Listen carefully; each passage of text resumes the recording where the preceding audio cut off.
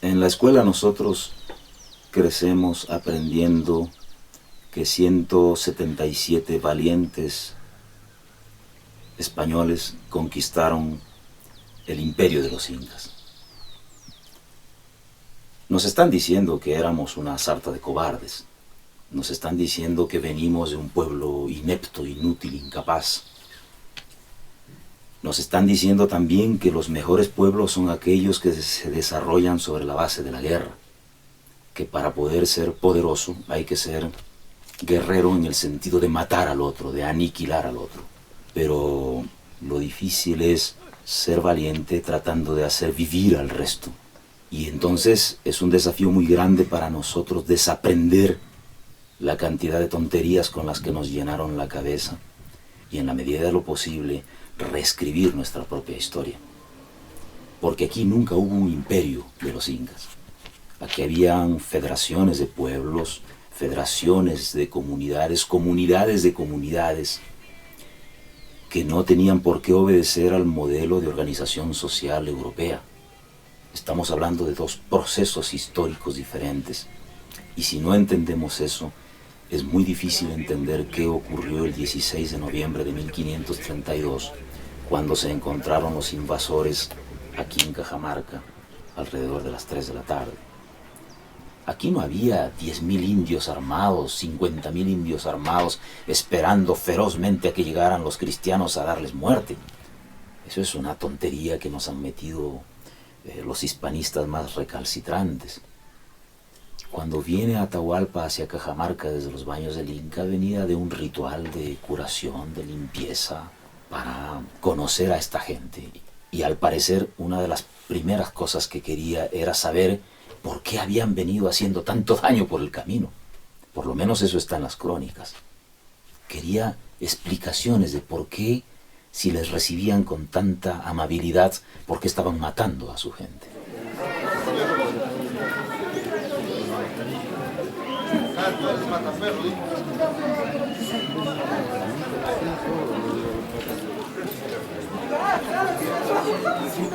Uno de los primeros pasos que tomaban formalmente los invasores era la lectura de un documento que se llamaba el requerimiento, y que cosa es de reír o de llorar, decía Bartolomé de las Casas de este documento, porque en ello se instaba a los indios a que dejaran todo en manos de los invasores, que renunciaran a su mundo, a sus dioses, a su vida, y que si ellos se oponían, iban a ser exterminados, asesinados, violadas sus mujeres, esclavizados sus hijos, y que de esas muertes y de esos problemas los indios iban a ser los culpables y no los invasores.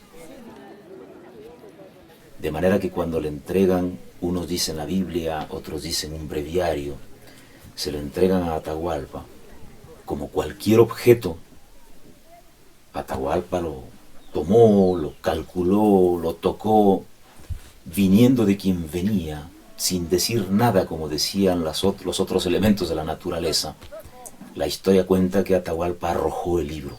Financiados por la CIA se están internando del 14 al 16 de junio.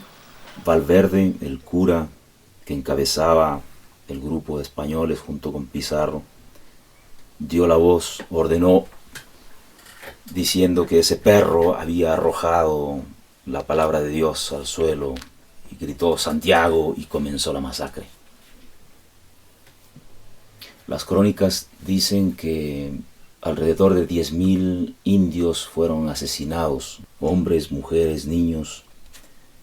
El libro estuvo en el incidente histórico más importante del proceso de la invasión de nuestros pueblos.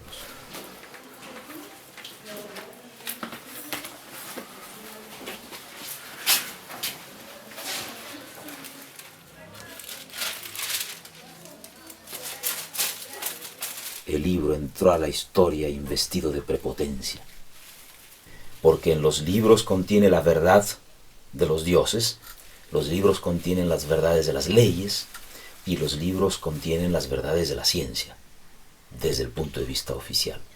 Nosotros solo teníamos la existencia y la palabra, de manera que criar el libro, incorporarlo como herramienta a nuestras formas de vida, era un desafío que implicaba romper la pared que nos separaba del libro.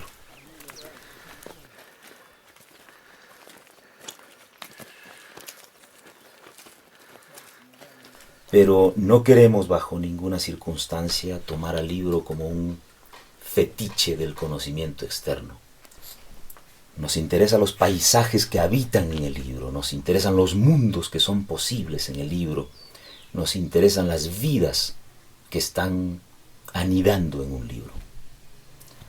Uno puede utilizar una herramienta para abrir surcos y sembrar las semillas, o puede utilizarlas para enterrar cadáveres. La herramienta no tiene la culpa de la forma como se la utilice.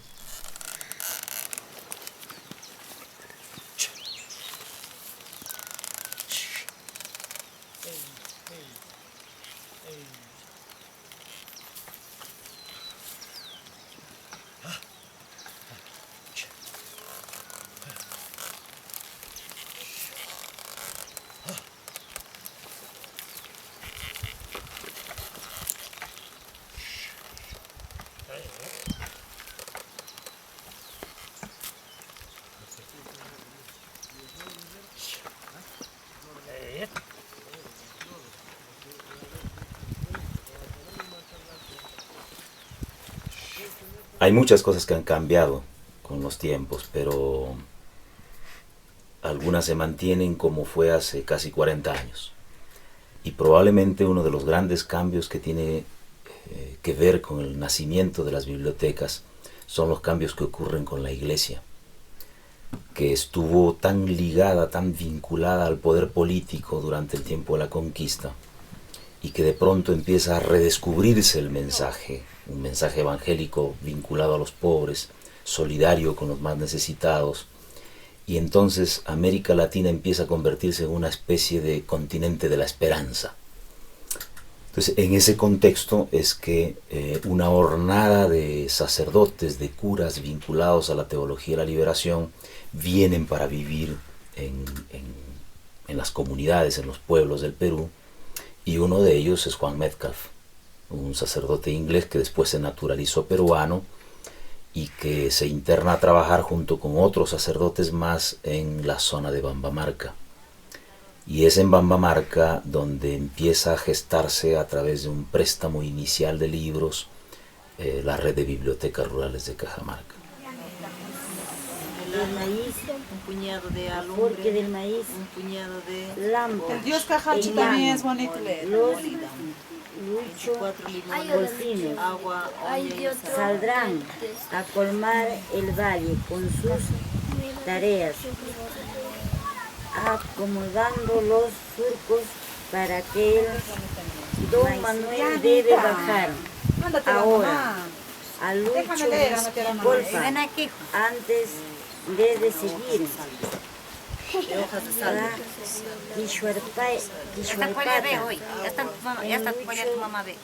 Golfa. Algunos vecinos están pero verdecito así vaya a morir.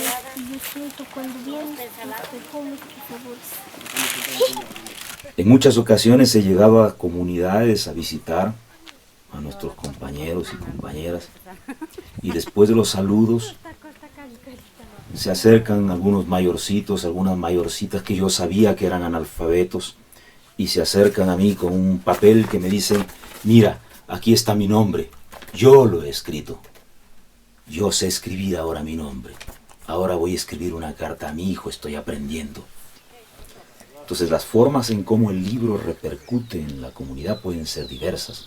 Gente que ha aprendido a coser, a tejer, a combinar colores, a incorporar imágenes, a mejorar la salud con las enfermedades que entran, a defender sus derechos con la constitución política en las manos, a poder sustentar temas sobre la base de lo que se lee. Hay repercusiones concretas entre lectura y práctica. No es leer por leer, es leer como un ejercicio agrícola.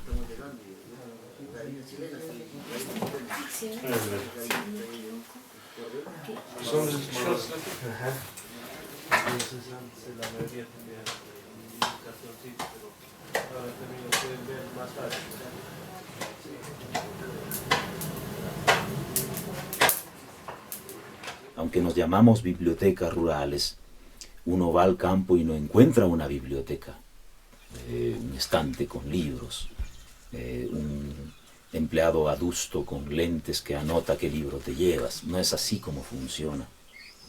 El primer punto para nosotros es que sea la asamblea comunitaria la que decida tener su biblioteca. Y una vez que la comunidad decide tener la biblioteca, eligen al bibliotecario, que es un comunero miembro de la propia comunidad, y es él quien recibe los libros, los lleva a su casa y con su familia atienden sin horario, en cualquier día de la semana y con la posibilidad de llevarlos hasta su casa, atiende el servicio de la biblioteca. La idea es que después de un tiempo, alrededor de 3 meses, los libros sean canjeados entre las comunidades. De la misma manera como se intercambian los productos de la tierra, se intercambian los libros y se intercambian los conocimientos que viajan con los libros. No me acuerdo ahora su nombre, porque el Isabel tiene casi 90 variedades. Ahora, el José Isabel, en su chacra tiene más de 90 variedades de papa.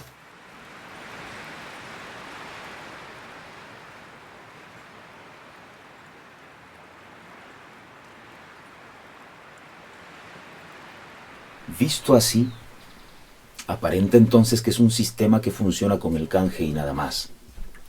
Pero habría que contextuarnos en cómo es Cajamarca. Porque como el agua, probablemente no hay cosa que más pesen como los libros.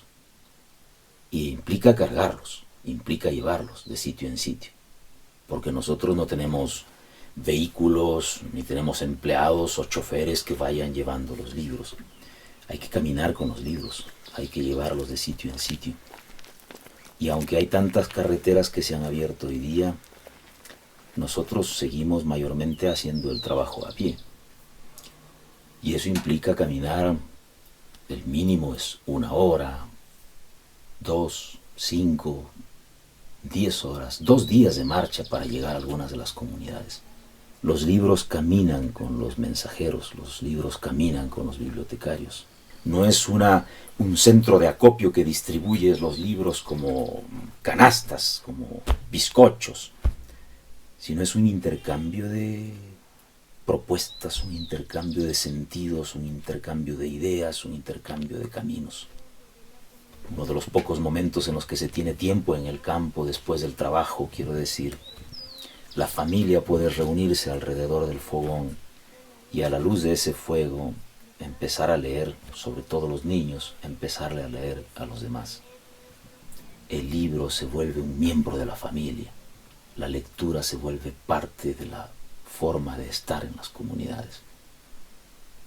Tal vez Vestiniera tiene comidita que me diera. No tengo nada, contestó la viuda, solo una gallinita. Pero si tiene hambre, pues la mataré, al fin que no se vaya usted. Que yo sepa, no han salido en ninguna película, en ningún gran documental, ni nos lo recuerdan permanentemente.